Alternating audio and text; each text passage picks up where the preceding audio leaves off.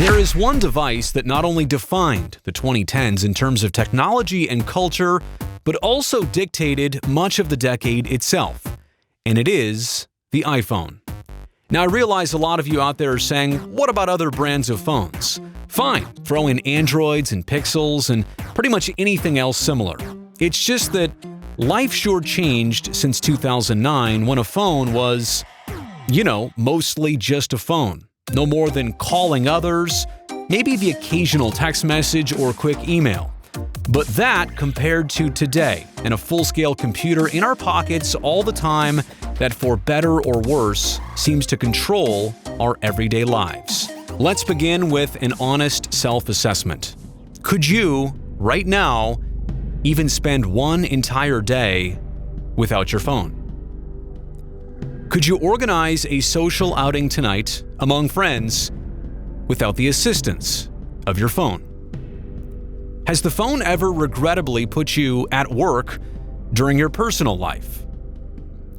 Has the phone ever unfortunately interrupted important work with personal obscurities?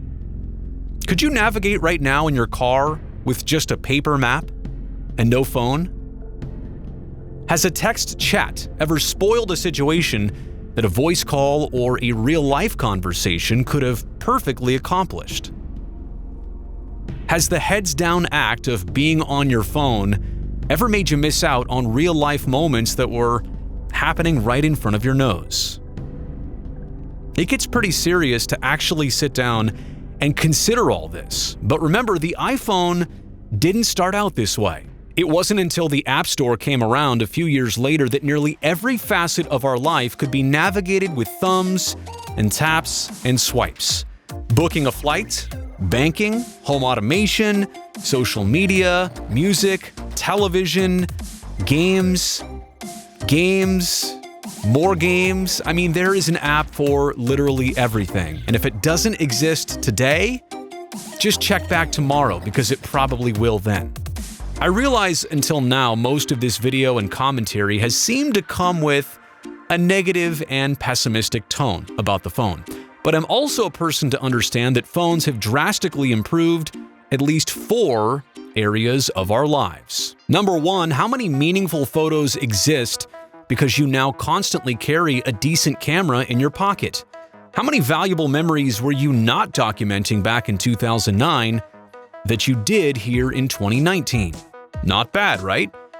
Number 2, what about biometrics? In tandem with smartwatches, today's phones can track your heart rate, your sleep cycles, and your exertion throughout the day. And for anyone interested in their physical well-being, obviously, this is a huge plus. Number 3, we can instantly become more informed decision makers with a phone. How's traffic going? How far away is the nearest post office? What are the reviews like for local restaurants? You can't deny that life has been improved on the go in these regards.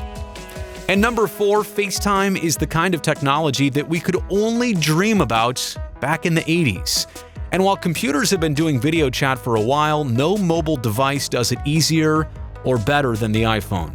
I mean, think about the thousands of miles that have been bridged in the last decade and how many people have been brought together best as virtually possible through FaceTime. As we move forward into our second full decade with the iPhone, it's important to consider the way we use these devices and how they impact our lives, good and bad, are still so new. And to think that newer equals better without question is not always accurate. And aside from our impacted habits, there's also the unknown effects of prolonged RF radiation and the landfills that these devices unfortunately ultimately end up in after their lives conclude every couple years. So in conclusion, if you're trying to keep score here, don't even bother. We know the iPhone drastically changed our world in the 2010s. How much better? How much worse? That'll be for the next few decades to judge. Is there something I missed in this video or something else that you think had a bigger impact on the last decade? Let me know in the comments section below.